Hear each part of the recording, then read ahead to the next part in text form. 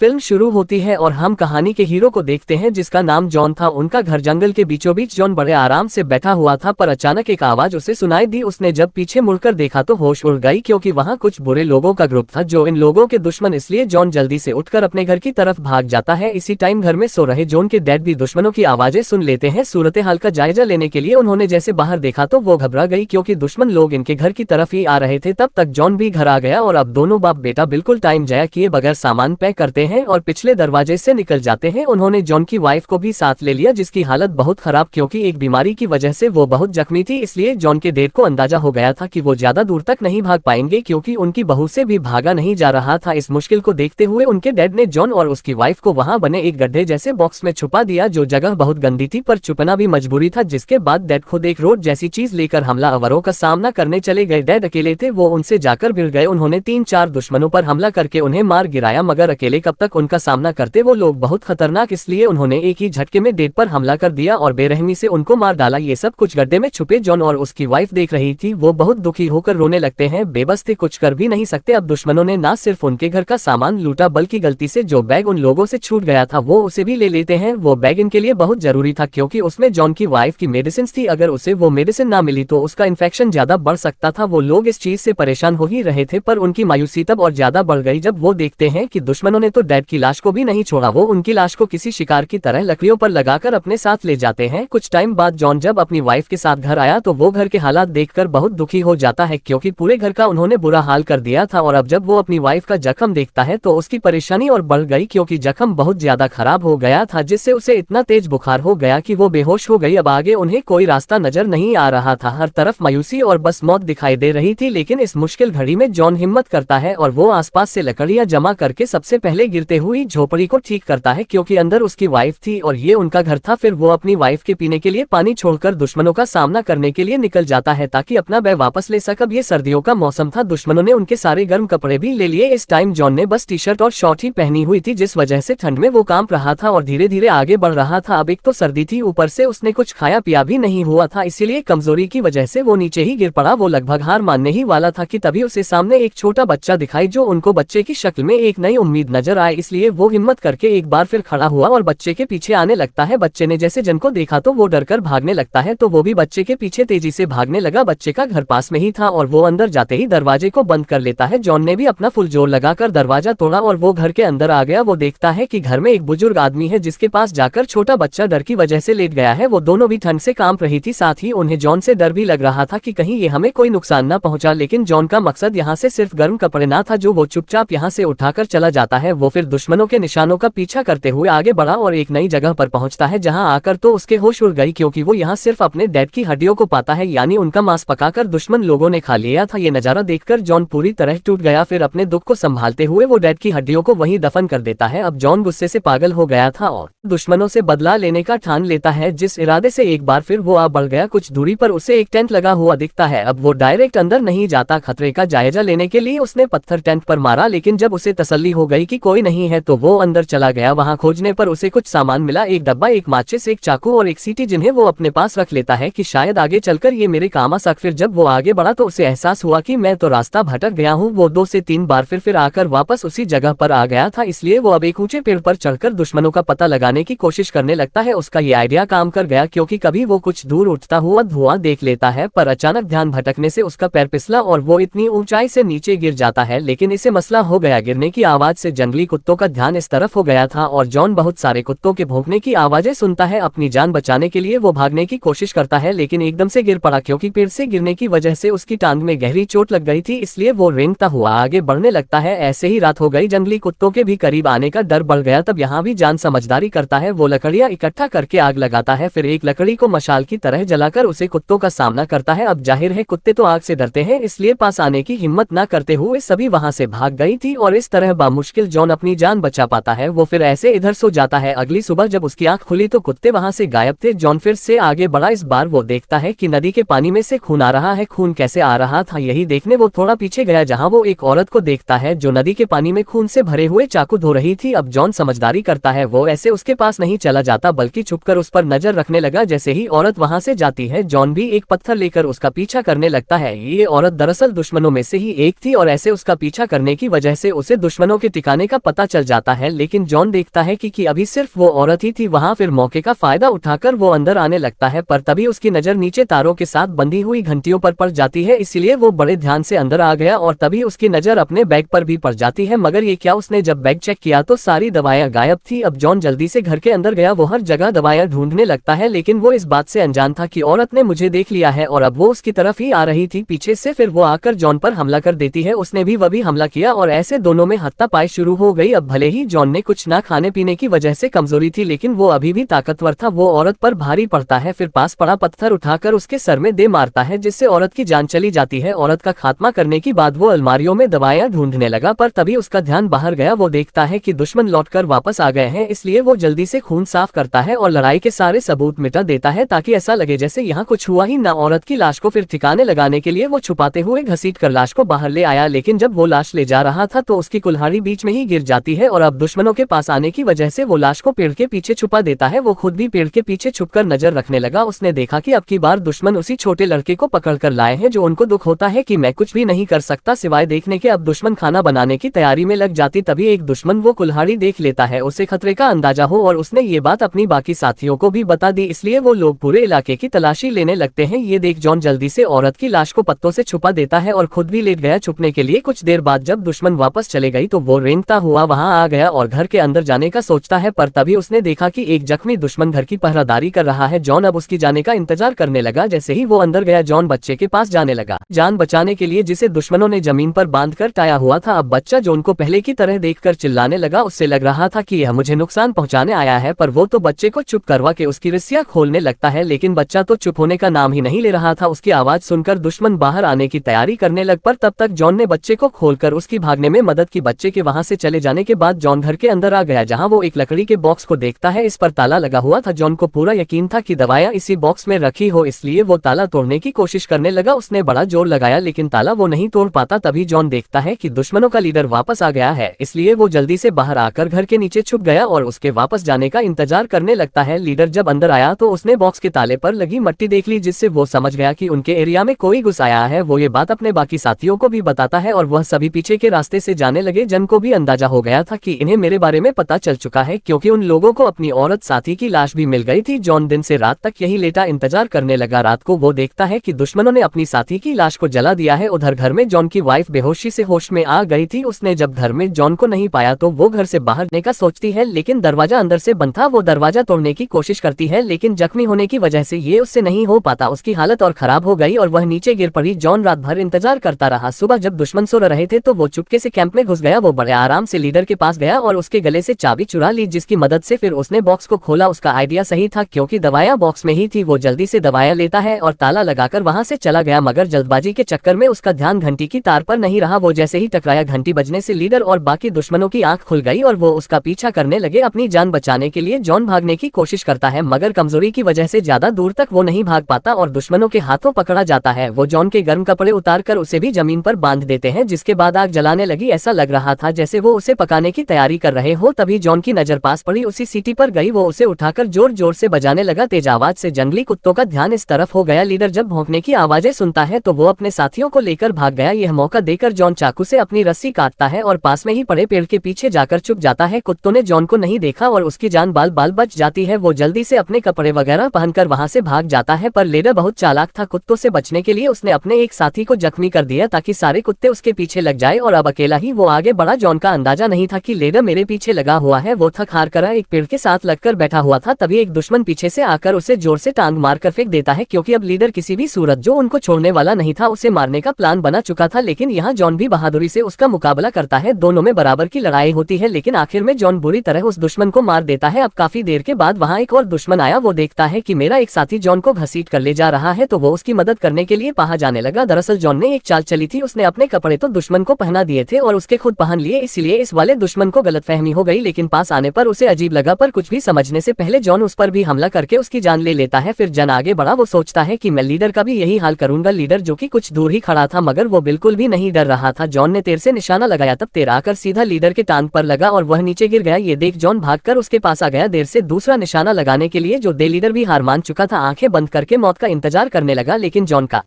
निशाना झुक गया और सारी गड़बड़ हो गई, यानी अब वो दोनों बराबर ही हो गए। इसलिए दोनों चाकू लेकर एक दूसरे के आमने सामने खड़े हो गए लड़ने के लिए। पर लड़ाई शुरू होने से पहले ही उन्हें जंगली कुत्तों की आवाजें आने लगी। आवाजें सुनकर जॉन वहां से भाग गया। लीडर भी हालांकि भागा, लेकिन टांग पर चोट लगी होने की वजह से वो ज्यादा दूर तक नहीं भाग पाता और जंगली कुत्तों का शिकार हो जाता है, जो उसकी चीरफाड़ करके उसे खा जाते हैं। अब इस तरह जॉन का बदला पूरा हो गया था। सभी दुश्मनों का सफाया भी उसने कर दिया और उसे अपनी वाइफ की दवाइयां भी मिल गई थी, इसलिए वो जल्दी से भागकर अपने घर आ जाता है। काफी मुश्किलों के बाद जब वो लौटकर आया तो उसने देखा कि दरवाजा खुला हुआ है और उसकी वाइफ भी वहां से गायब। ये देख जॉन काफी मायूस हो गया, क्योंकि उसे लग रहा था कि जरूर मेरी वाइफ या तो जंगली कुत्तों का या भेड़ियों का शिकार हो गई हो। वो वहीं जमीन पर बैठकर रोने लगता है, लेकिन इतनी ही देर में उसकी वाइफ पीछे से उसके पास आ जाती है, क्योंकि उस दिन उसने अपनी जान की दुआ भी की थी और खुद को बचाने की कोशिश भी की थी, जिस वजह से आज वो जिंदा बच गई। दोनों एक दूसरे से मिलते हैं और जिंदा और सही सलामत देखकर बहुत खुश हो जाते हैं। और इसी के साथ इस फिल्म की कहानी भी यहीं पर खत्म हो जाती है। तो आपको यह वीडियो कैसा लगा नीचे कमेंट बॉक्स में अपनी राय जरूर दें। ऐसे ही स्टोरी देखने के लिए चैनल को सब्सक्राइब जरूर